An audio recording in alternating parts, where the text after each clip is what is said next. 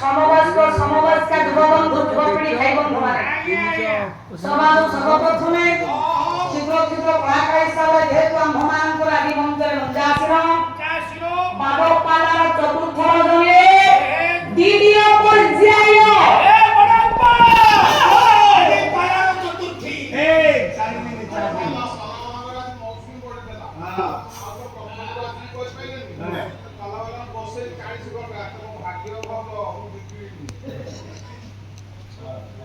পাপায় পালার চতুর্থ রজনীর দ্বিতীয় পর্যায় যাও দ্বিতীয় পর্যায়ের বিংশ সপ্তাহ ধীরে পদার্পণ করিଥିବା আমার সমস্ত জ্ঞান গুলি বিবেক ভগবান করো তার ভিতরে চলে আসিও হইয়া যে অধীনাশ্বরী সমর্পণ কোটি কোটি ভূমিষ্ঠ প্রণাম যাও মঙ্গল মঙ্গল দরবার এ মঙ্গল মঙ্গল দরবার যেহেতু আম্ভেমানে আদি উপস্থিত আছে মঙ্গল মন্ত্র আশ্রয় হচ্ছে আম্ভমানଙ୍କର পাখে ঐকান্তিক অকাম্য ধর যাও গোটা পদ ମୁଁ ଶ୍ଲୋକ ବାଢିଛି କର୍ମ ସମାଜ ଦ୍ୱିତୀୟ ପର୍ଯ୍ୟାୟ ଗୋଟା ପଦ ମୁଁ ଗୋଟିକା ବାପା ଶ୍ଲୋକଟେ ଗାଇଛି କହିଲେ ବସୁଦେବ ସୁତଂ ଦେବ କଂସ ଚାଉଳ ବର୍ତ୍ତନ ଦେବକୀ ପରମାନନ୍ଦ କୃଷ୍ଣ ବନ୍ଦେ ଜଗତର ଜୀବ ଏ ବିଶ୍ୱକୁ ଯେ ସ୍ରଷ୍ଟା जो परम परमात्मा प्रभु अनंत कोटि विश्व ब्रह्मांड नायक जहां को ठाऊ ये सृष्टि स्थिति प्रलय महाप्रलय संगठित होताय जहां को ठाए ए बापा चारि खानी उत्पत्ति हेछन्ति चारि वर्ण चारि वर्ग समस्त जहां को ठाऊ उत्पत्ति होता जहां को ठाऊ सेई प्रभु परम परमात्मा प्रधान बिंदुरे आज समस्त कायम वाक्य को समर्पण करि दियंतु आज्ञा आज सेई प्रभु मंच को मंच आसबे आज उपस्थित होइतबा आगंतुक मोर ज्ञान गुण विवेक भगवान करो पूजन मान करो सत्यनारायण स्वामी मां श्री मंदिर महिषी मां मान करो सत्यनारायण स्वामी समस्तन को सर्वारिष्ट शांति करतु शुभ प्रदान करतु सर्वे प्रेमानंदे गुणानंदे भगवान हो कोते चिन्हि छिमुने गिरी कोते चिन्हि छिमुने गिरी ये कालिया रे कोते चिन्हि छिमुने गिरी कालिया रे कोते चिन्हि छिमुने गिरी ओ कालिया रे कोते चिन्हि छिमुने गिरी ये चोका चोका आँखी खोली नील कंदर कुमारी चोका चोका आँखी खोली नील कंदर कुमारी ये चोका चोका आँखी खोली सुनो सुनो আমরা পরিবার মধ্যে অমিতা সরস্বতী দেখাবো এই যে পদকে ভারী সরকি গাইলো ও জানি তো বলতে ও চোকা চোকা আঁখি খোলি নীলকণ্ঠর কুমারী চোকা চোকা আঁখি খোলি নীলকণ্ঠর কুমারী এটা হয় বসিছি ভালো গাউছ ছুট্ট ডালি তো ভালো করছ ছুট্ট না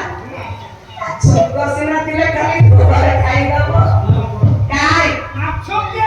মাছ তো সমস্তে রান্ধি কিন্তু ঝোল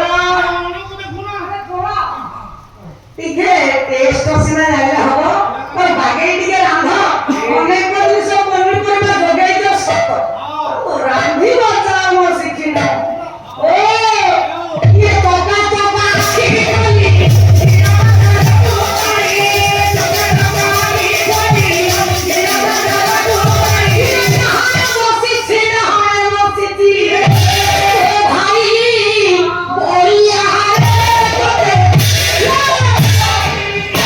ভাই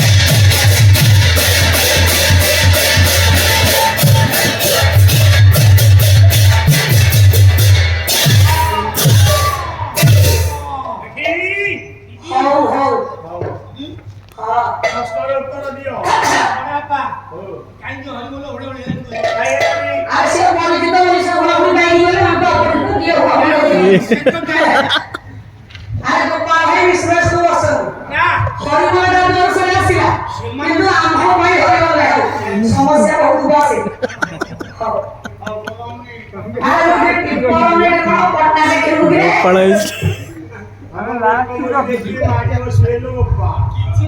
ବେକ ମୁଡିଆ ମୋ ବେକକୁ ହାତ ମାରନ୍ତି ଓ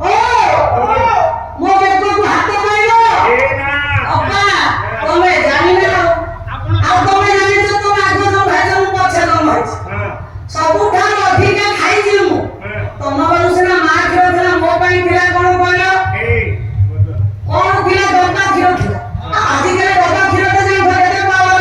ମୁଁ ତ ବୁଦ୍ଧିରେ କଣ କୁଟା ବାହାରିବ ତମେ ମତେ ଉଠେଇ ମାରିବ ତମେ ମତେ ମାରିବ ତାଙ୍କ ତମକୁ କଣ ଧୀରେ ହଉ ପରିବାର କଥା ହଉ ବାପା ବାପା ନାଇଁ ପ୍ରଶ୍ନ ଉତ୍ତର ତ ଦେବି ରଘୁବଂଶ ମହାକାବ୍ୟ କାବ୍ୟ କର୍ତ୍ତା ହେଲେ କାଳିଦାସ ବଡ ମାନେ ଶୁଣ ଶୁଣ ରଘୁବଂଶ ମହାକାବ୍ୟ ସମସ୍ତେ ଜ୍ଞାନୀ ଗୁଣୀ ବିବେକୀ ମହନ୍ତ ସମସ୍ତେ ପିଲା ଘର ବଡ ଯାକେ ସମସ୍ତେ ଯାଇଛନ୍ତି ସେ ରାଜା ହେଲେ ତାଙ୍କର ପତ୍ନୀ ତାଙ୍କର ପୁଅ ଝିଅ କାହିଁକି ହେଲାନି ସିଏ ଗୁରୁ ସେବା କଲେ ଅନ୍ନ କଲେ ନେଇକି ସମସ୍ତେ ଜାଣିଛନ୍ତି ଇଏ ଯେହେତୁ ଅନେକ ଦିନର ଇଏ ମଞ୍ଚ ରଘୁବଂଶ ମହାକାବ୍ୟ କିଏ ଜାଣି ହାଣ୍ଡି କହୁନାହାନ୍ତି ମାଲ ଗାଈ ଓ ତମେ କଣ କରୁଛ ନାନୀ ଯାଉଛି ଯାତ୍ରା ଦେଖି ମୁଁ ଯିବି ଯାତ୍ରା ଦେଖି ନାନୀ ପକେଟରେ ପଇସା ଆମ ପକେଟରେ ପଇସା ନାହିଁ ତମେ ଜାଣିନ ଟିକେଟ କାଉଣ୍ଟରକୁ ଯିବ ଶୈଳେନ୍ଦ୍ରୀୟ କେତେ ଟିକେଟ କଟା ହେଇଛି କୋଉଠି ତମେ ସେଇଠି ଦେଖିବ ଆମେ ଯାତ୍ରା ଦେଖି ଯାଉ ତମେ ଯାଉଛ ଯାତ୍ରା ଦେଖି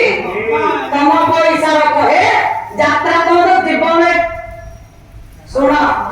ମାସକେ କେତେ ଥର ତମେ ଯାତ୍ରା ଦେଖି ଯାଉଛ ମୁଁ ମାସକେ 30 ରାତି ଯାଉଛି ଯାତ୍ରା ଦେଖିବାକୁ ମୋ ପକେଟରେ ସିନା ପଇସା ନାହିଁ ଯା ଅନୁଷ୍ଠାନ ଯୋଉ ଅନୁଷ୍ଠାନକୁ ଯିବ ଶୈଳେନ୍ଦ୍ରୀ ପ୍ରଧାନ ଟିକେଟ ଆଗ କଟା ହେଇଥିବ ବୁକିଂ ଆଗ ପରେ ହେଇଥିବ ଆଉ ଟିକେଟ କଣ ମୁଁ ପାଉନି ବୋଲି କହୁଛ ସମସ୍ୟା ବହୁତ ସମାଧାନ ନାହିଁ ସମସ୍ୟା ବହୁତ ସମାଧାନ ନାହିଁ ପାଲା ଗାଇବା ପାଇଁ ଆମେ ଆସିଛେ ତର୍କ ବିତର୍କ ଆଲୋଚନା ସମାଲୋଚନା ପର୍ଯ୍ୟାଲୋଚନା ନେଇକି ଗଲା ଆମେ ଯଦି ଆଲୋଚନା କଲେ ବାପା ସମସ୍ତେ ଜାଣିଛନ୍ତି କାହିଁ କଥା କୋଉଠି ମୁଁ ତ କିଛି ଜାଣିପାରିନି ରଘୁବଂଶ ମହାକାବ୍ୟ ଗାଇଲ ଶିକ୍ଷା କାହିଁ ସେଥିରୁ ଖାଲି କଣ ଛାପ ଲଗେଇ ଥଟାରେ ଖାଲି ଶିକ୍ଷିତ ବୋଲି ଗାଇଛ ଗୋଟା ଗୋଟାର ସମାଧାନ କରିବ ସମସ୍ୟା ବହୁତ ସମାଧାନ ନାହିଁ ଆଜ୍ଞା ପୁଅ ଝିଅ ଆମେ ଜନ୍ମ କରୁଛେ ସତ୍ୟ କଣ ପାଇଁ ପୁଅ ଜନ୍ମ କରିବା କାହିଁକି ଝିଅ ଜନ୍ମ କରିବା ପୁଅ ଠାରୁ କଣ ଉପକାର ପାଇବା ଝିଅ ଠାରୁ କଣ ଉପକାର ପାଇବା ଯେ ଆମେ ଜନ୍ମ କରିବା ପୁଅ ଝିଅ ସମସ୍ତେ ବାପା ମାନେ ଗୁରୁ ଗୁରୁର ମା ମାନେ ସମସ୍ତେ ବସିଛୁ ଆମେ ସମସ୍ତେ ମା ହେଇଛେ କି ନା କହୁନ କଣ ହସୁଛ ଆମେ ଝିଅ ଜନ୍ମ କରିବା ପୁଅ ଜନ୍ମ କରୁଛୁ କାହିଁକି କଣ ପାଇଁ କହିଲ ମତେ ପାଲା ତ ଶୁଣୁଥିଲ 3 ଘଣ୍ଟା ଦିଦି ପାଲା ଗାଇକି ଗଲେ କଣ ତମେ ଶିକ୍ଷା ପାଇଲ ଆଗ କୁହ ରଘୁବଂଶ ମହାକାବ୍ୟ କଣ ଶିକ୍ଷା ପାଇଲ ଆଦ୍ୟ ସଂସ୍କୃତ ବିଦଗ୍ଧ କଣ ହେଲା ପାଲାରେ କିଛି ଶିଖିବା କଥା ଅଛି ତେଣୁ କରି ପାଲା ବାଲାଙ୍କୁ କଣ ଶିକ୍ଷକ ବୋଲି କହିଲା ନାହିଁ କଣ ଆମେ କଣ ଶିକ୍ଷକ କଣ ଆମେ ଶିକ୍ଷା ଦେଲେ ସମାଜକୁ ଆମକୁ ଅନୁଷ୍ଠାନ ଆଣିଛନ୍ତି 6,000 କି 7,000 ଲେଖାଏଁ ଦିନକୁ ରାତିକେ 15,000 ଟଙ୍କା ଖର୍ଚ୍ଚ କରିକି ଆମକୁ ଆଣିଛନ୍ତି ଖାଇଲେ ପିଇଲେ ଆମେ ଆରାମସେ ଶୋଇଲେ 24 ଘଣ୍ଟାରୁ 20 ଘଣ୍ଟା ଶୋଇଲେ ଆଉ 4 ଘଣ୍ଟା ତ ପାନକୁ ବରଦ ଟଙ୍କାକୁ ବରଦ ପାନ ବୋଲି ହଉଛି ଶୁଣ ଶୁଣ କାହିଁକି ପୁଅ ଜନ୍ମ କରିବା ସ୍ତ୍ରୀଟେ କାହିଁକି ଘରକୁ ଆଣିବା କଣ ପାଇଁ କାବ୍ୟ କଥା ହେଲେ କଣ କହିଲେ ପୁତ୍ର କ୍ଷେତ୍ରୀୟ ଭାଗ୍ୟ ପୁତ୍ର ପିଣ୍ଡ ପ୍ରୟୋଜନ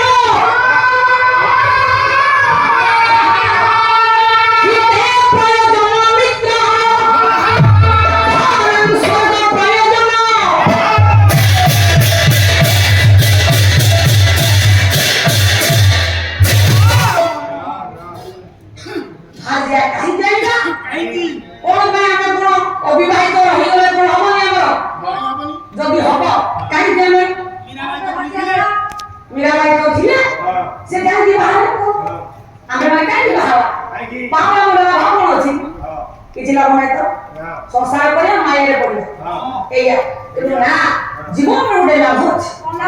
ପୁତ୍ରାର କ୍ଷେତ୍ରୀୟତେ ଭାଞ୍ଜିଆ ପୁଅଟେ ଜନ୍ମ କରିବା ପାଇଁ ହେଲେ ଭାଞ୍ଜା ଦରକାର ତାହେଲେ ଯଦି ଭାଞ୍ଜା ଆସିଲା ପୁଅ ଜନ୍ମ ହେଲା ପୁଅ କାହିଁକି ଜନ୍ମ ହବ ପୁତ୍ର ପିଣ୍ଡ ପ୍ରୟୋଜନ ପୁଅଟେ ଜନ୍ମ କରିବା କାହିଁକି ନା ଶେଷାର ଘରେ ମୁହଁ ବା ଅଗ୍ନି ଦେବ ବା ପିଣ୍ଡ ଦାନ କରିବ ପିଣ୍ଡ ଦାନ କେତେବେଳେ କୋଉ ପୁଅ ଉତ୍ତମ ପୁଅ କି ମଧ୍ୟମ ପୁଅ କି ଅଧମ ପୁଅ ଏଇଟା ପଶୁଣ ପାଲାରେ କେତେ କଥା ଅଛି ପାଲା କୋଉଠି ପାଲା କୋଉଠି ଶୁଣ କେତେ ପ୍ରକାର ପୁଅ ତିନିଟା ପୁଅ ଉତ୍ତମ ମଧ୍ୟମ ଅଧମ ପୁଅ ପୁଅର କାର୍ଯ୍ୟ କଣ ବାପା ଜନ୍ମ କରନ୍ତି ପୁଅ ପାଇଁ କାହିଁକି ଶୁଣୁ ଆଉ ଗୋଟେ ପଦ ଶୁଣ ପଦାଉଛି କହିଲେ ଜୀବିତେ ଭାଗ୍ୟ